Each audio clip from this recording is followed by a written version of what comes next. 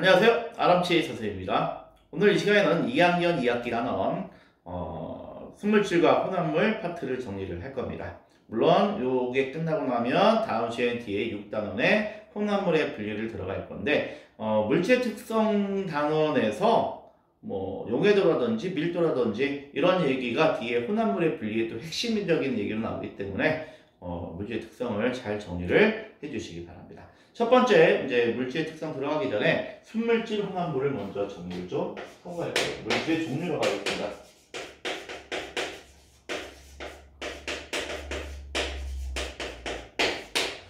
자, 물질의 종류는요, 첫 번째 보면, 순물질이 있어요. 순물질. 말 그대로 순수한 물질이니까 성질이 몇 가지? 성질이 한 가지죠.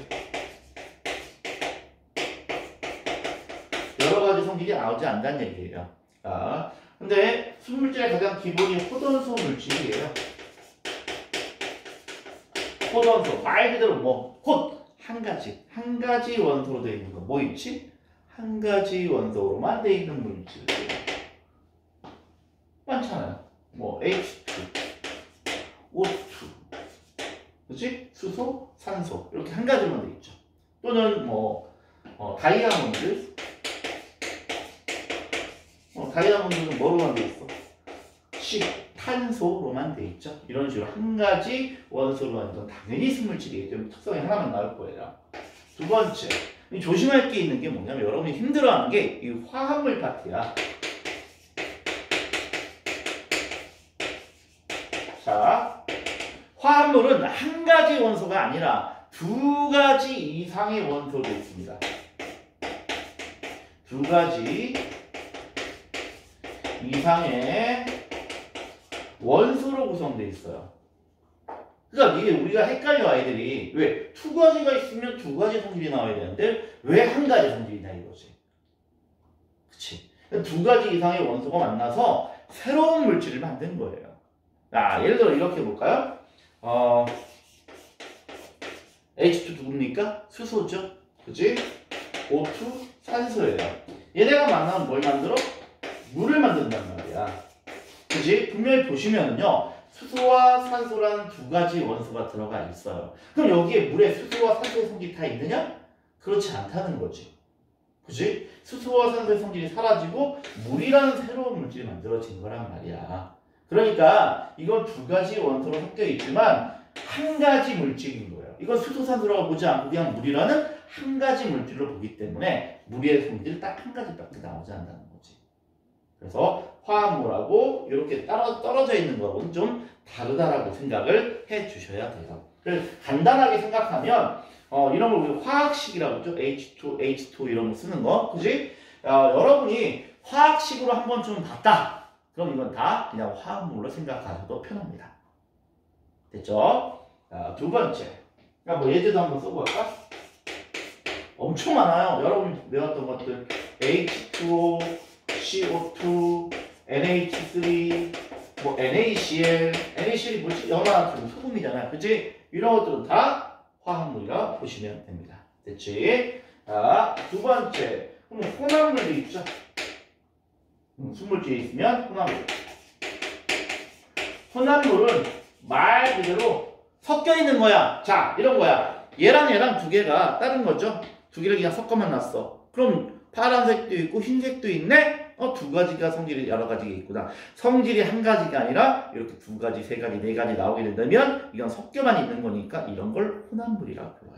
그런데 얘랑 섞어서 막 지지고 볶고 열도 가고 촉매도 넣어주고 해서 얘가 얘로 쫙 변했어. 그럼 이거는 한 가지죠. 물론 이 안에는 얘를 구성하던 원소들이 다 들어있습니다. 하지만 이건 새로운 물질이 나온 거기 때문에 이거는 화합물이라고 부르는 거야. 혼합물, 화합물. 구분 됐죠? 자, 어쨌든 혼합물이라는 건 여러 가지가 섞여 있으니까 성질이 몇 가지 이상? 성질이 두 가지 이상이 나온다라고 기억하시면 되겠네요. 그치? 물론 이 혼합물의 종류에는 균일 혼합물, 불균일 혼합물 이렇게 있을 거예요. 한번 나오자. 균일 혼합물. 균일한 거는 말 그대로 골고루 섞여 있다는 거야. 그치? 여기를 집어도 비율이 같고 여기를 집어도 비율이 같고 이런 거예요. 대표적인 뭐가 있을까요? 공기. 공기 제일 많은 게 누구야? 산소. 그치? 산소요. 질소군요. 질소가 제일 많을 거고 그 다음 산소가 되겠죠.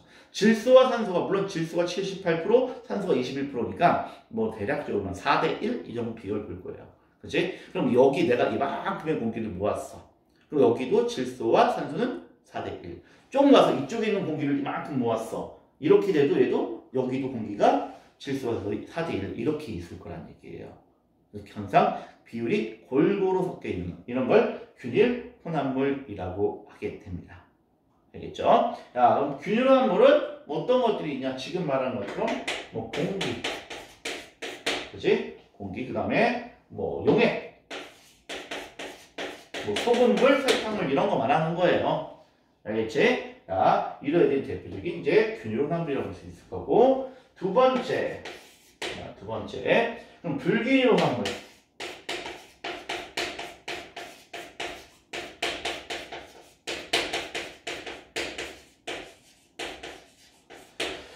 불균일은 말 그대로 섞여 있는데 여기저기 다르다는 거지. 대표적인 흙탕물이지. 흙탕물 같은 경우는 막 흙과 물이 섞여 있어. 그럼 흙이 물과 골고루 다 섞여 있나? 흙은 밑으로 가라앉을 거 아니야. 그지? 이런 게 대표적으로 이제 불균일 혼합물로 볼 수 있겠죠. 비율이 다르다. 군데 비율이 달라. 이렇게 생각하시면 되겠죠.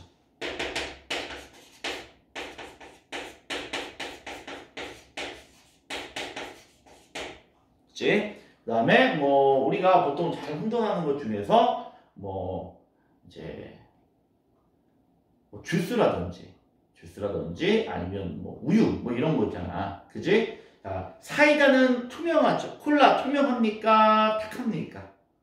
콜라 이거 탁하다가 보면 안 돼요. 콜라 어둡잖아. 어두운 게 탁한 게 아니라 투명하냐 불투명하냐 이런 얘기예요. 불투명하냐 투명하냐. 알겠지? 그러니까 우유 같은 건 불투명하죠.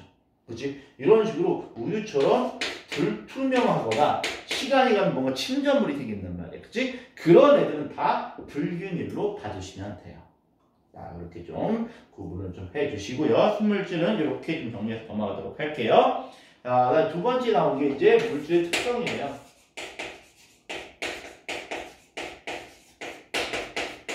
자, 그럼 물질의 특성은 뭐냐? 물질의 성질 말하는 거죠. 뭔가 물질을 뭐 얘와 두 가지를 구분할 수 있는 어떤 성질, 이런 성질들을 물질의 특성이라고 얘기를 하게 됩니다. 자, 그럼 물질의 특성들은 뭐가 있느냐? 이 안에는 겉보기 성질,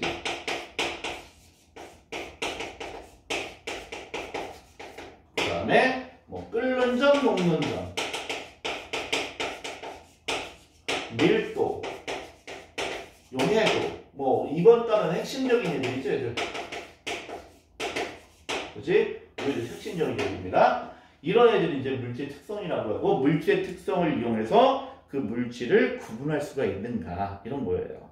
예를 들어서 단맛이 나. 그럼 누구 생각나? 설탕. 설탕은 단맛이 난단 말이야. 짠맛이 나면 소금. 뭐 이런 식으로 물질을 구분할 수 있는 성질들, 이런 걸 물질의 특성이라고 보시면 되고요. 여기 나와 있는 겉보기 성질은 우리가 감각기관을 통해서 알아보는 거 있죠. 냄새, 맛, 색깔, 그치? 이런 애들을 말하는 겁니다. 그치? 감각기관을 통해서 알아볼 수 있는 걸 겉보기 성질이라고 하시면 되고, 얘도 역시 물질의 특성이 될 수 있다라는 것 정도만 기억을 해주시고 넘어가 주세요. 됐지? 자, 이제 세 번째. 그렇다면 우리 책 순서 들어가면은 순물질과 혼합물의 특징에서 쭉 나와 있는데, 자, 이걸 하기 전에 끓는 점을 아예 먼저 하고 가는 게 나을 것 같네요. 끓는 점 먼저 할게요. 끓는 점과 녹는 점 먼저 하겠습니다.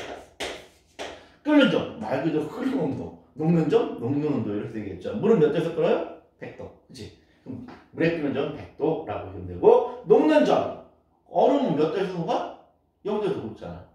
그치? 그 녹는 온도, 물에 녹는 점은 뭐 얘는 물에 녹는 점은 0도. 근데 물은 0도에서 녹기도 하지만 0도에서 물이 얼어서 얼음이 되기도 하죠. 이게 왔다리 갔다리 한단 말이야. 방향만 바뀌는 거예요. 그래서 녹는 점과 어는 점은 항상 온도가 같애라고 좀 생각을 해주시기 바랍니다. 알겠죠? 자, 일단 끓는 점, 녹는 점이 뭔지 먼저 얘기했고요. 이렇게 좀 볼게요. 물에 끓는 점과 녹는 점의 그래프를 살짝 그려보도록 할게요.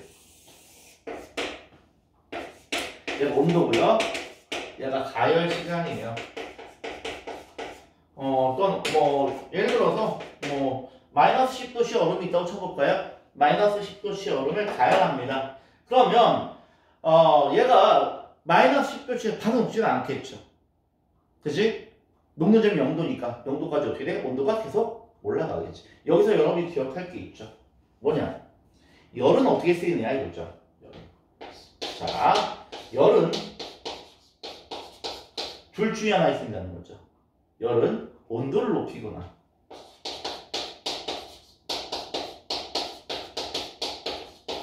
또는 상태를 변화시키는 거죠. 상태 변화에 사용된다. 자, 근데 이게 동시에 된다 안 된다? 온도를 높이거나 상태를 변화시키거나 둘 중에 하나인 거야. 둘 중에 하나. 동시에는 안 되는 거야. 그럼 얘가 온도가 올라가고 있다. 그럼 상태는 안 변하는 거고 상태가 변하고 있다면 온도는 안 변한다. 이렇게 생각하시면 되겠지. 자, 그럼 그래프 한번 그려볼게요. 자, 처음에 마이너스 10도씨의 얼음이라고 했으니까 얘가 온도가 처음에 올라가겠지. 처음에 어느 정도 이렇게 올라갈 거예요. 그치? 그랬다가 이제 여기가 0도야, 이제. 0도. 온도 0도입니다. 0도에서는 더 이상 온도가 올라가면 상태가 변하겠죠. 상태가 어떻게 변해? 보이죠? 상태가 변하는 동안 온도가 안 올라갑니다. 그러다가 이제 0도씨 물이 딱 전부 다 물로 변했어. 그 다음부터 상태가 안 변하잖아. 그러니까 온도가 이제 올라가겠지. 쫙, 몇 도까지? 100도까지. 100도가 됐어, 이제. 그러면 더 이상 온도가 올라가면 또 상태가 기차로 바뀌겠죠. 그 위에 또 온도가 또 올라가겠죠. 보이죠? 그치? 자, 몇 군데 좀 볼게요. 그럼 얘를 구간을 좀 굳이 이렇게 좀 나누자면, 자, 얘는 고체인 구간이죠. 얘는 여기서부터 이렇게 눕고 있으니까 고체 쪽은 액체 쪽은 섞여 있을 거 아니야. 그치? 그러니까 요 점은 0도씨의 얼음인 거고, 요 점은 0도씨의 물이겠죠. 그럼 물과 얼음이 섞여 있는 구간이라고 볼 수 있겠네요. 됐지? 그 다음에 요 점은요, 0도씨의 100도씨군요. 100도씨의 물일 거고요. 여기는 100도씨의 수증기야라고 볼 수 있겠네요. 그치? 그러면 물만 있는 구간은 여기만 되겠지. 여기는 수증기만 있을 거고요. 나머지는 같이 공존하는 구간이다 라고 볼 수 있겠네. 지금 잘 보시면 물은 끓는 점이 100도만 있어 없어? 없잖아. 그럼 물은 이렇게 끓는 점이 100도로 일정해 라고 볼 수 있겠지. 물은 앞에 얘기했지만 순물질입니까? 혼합물입니까? 물은 순물질이라 했잖아. 결국 순물질이라면 끓는 점이 몇 개? 한 개로 일정하게 나온다 라고 볼 수 있겠죠. 그치? 이 온도를 끓는 점이라고 하니까. 그럼 얘는 무슨 점? 녹는 점 또는 어는 점. 얘가 방향이 이렇게 0도씨의 물에서 0도씨 얼음으로 간다. 그럼 이건 어는 거니까 어는 점. 0도씨의 얼음에서 0도씨 물로 가면 녹는 거니까 이건 녹는 점. 그때 이렇게 얘기를 해 주시면 됩니다. 어렵지 않지? 그지? 그럼 요 얘기를 가지고 조금 더 가도록 할게요.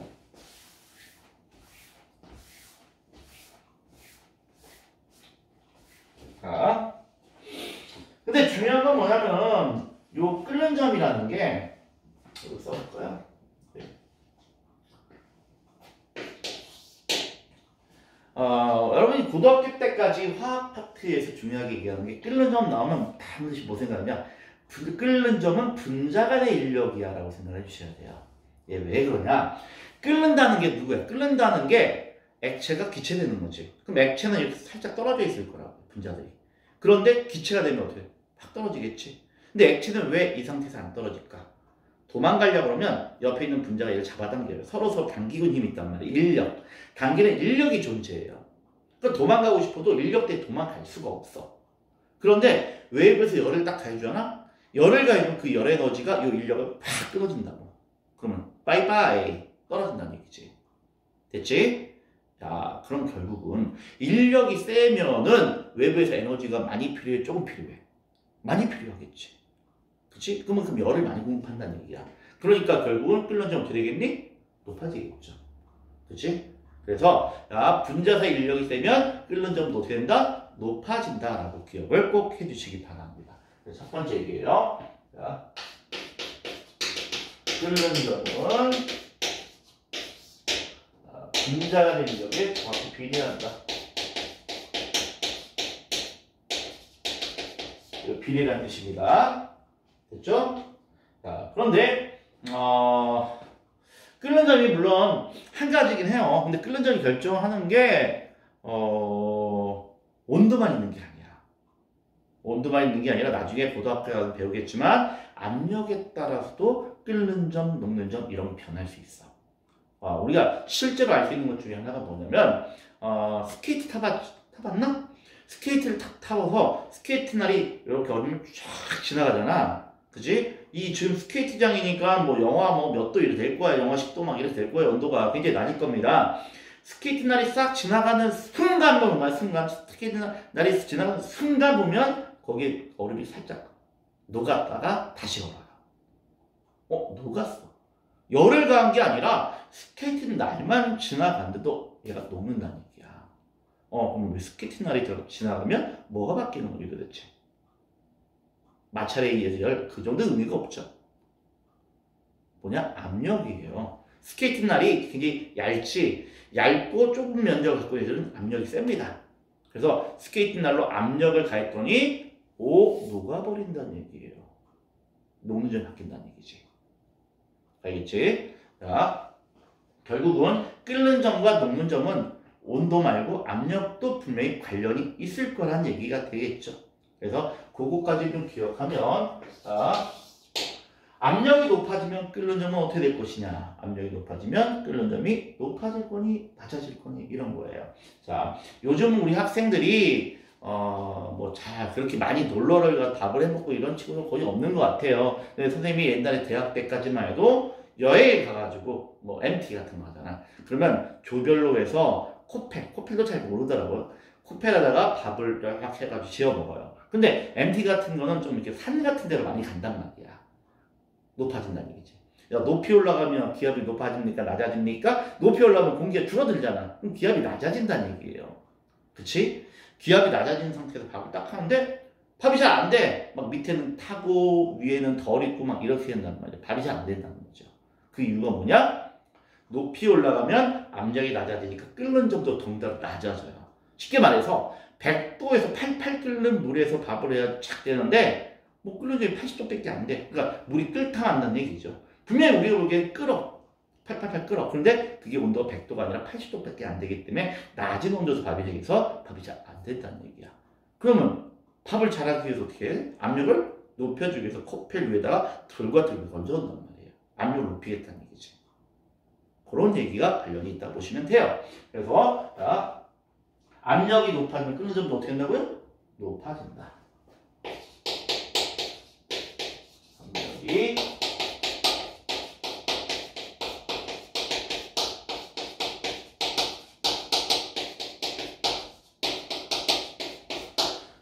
여러분이 혼자하지 말아야 될 건, 끓는 점 안 변하는데요? 이게 아니라, 이건 1기압에서야. 다시 우리가 보통 생활하는 1기압이니까, 1기압에서 상황이고, 압력이 바뀌면 이게 살짝 바뀐다. 이렇게 생각하셔야 되겠죠. 됐죠? 일단, 저 과정을 좀 기억을 해주시고요. 그렇다면, 다시 우리 책에, 혼합물과 순물질의 이 그래프를 좀 비교를 할 거예요.